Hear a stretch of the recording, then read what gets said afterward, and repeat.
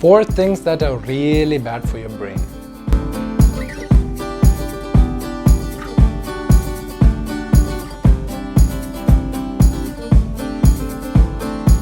Hi guys, Cherian Kappen here, founder of Ytalife. And you know how we roll at Ytalife. We are trying to get as much awareness as possible out there so that you guys can be informed, you'd be informed consumers and customers, and you'd only be choosing the good stuff as much as possible over the bad stuff. Now if you have a lot of bad stuff, we're also trying to teach you the hacks so that you can get rid of the side effects that they give you as much as possible. Okay, now we're going to be talking to you guys about 4 things that is really bad for your brain. Try to minimize these things as much as possible. Number 1, blood sugar fluctuating foods. Basically, foods that spike up your blood sugar, then suddenly your blood sugar comes down, and then again and again and again and again. These things are really bad and can cause a lot of neuroinflammation, inflammation in your brain. Now sometimes neuroglycopenia, I'll explain what that is in a moment, can also occur if you're having a lot of blood sugar fluctuating foods. Now neuroglycopenia is essentially when your neurons are not getting enough glucose. Now how does this happen? See, when you eat a lot of foods that contain a lot of sugar or concentrated forms of glucose, blood sugar spikes, insulin spikes too. When insulin spikes too much, it causes hyperinsulinemia, and this could cause hypoglycemia, basically low blood sugar, suddenly because of that high insulin spike. Now when there's not enough blood sugar, your brain will not be able to get enough glucose. That is neuroglycopenia. So what are your glucose fluctuating foods? Processed foods, chocolate chip cookies, chocolates, milkshakes, and so forth. You get the idea. Ice creams too. Number 2, we have trans fats. High blood levels of trans fats has actually been directly shown to have more brain fog, loss of cognition, and lack of focus. Now trans fats and unhealthy fats in general can get incorporated into your cellular membrane, even in your neurons.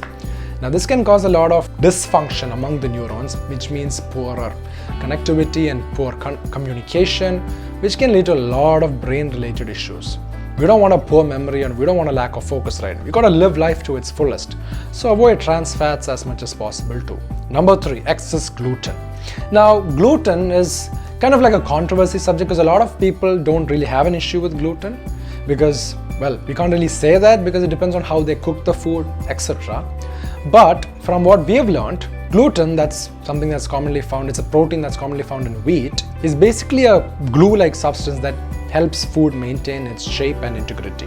Now many studies have shown that excessive gluten in your diet could potentially cause neuroinflammation. I'm not going to go into the science too much, but it's best to avoid too much of gluten containing foods, wheat-based foods, alright?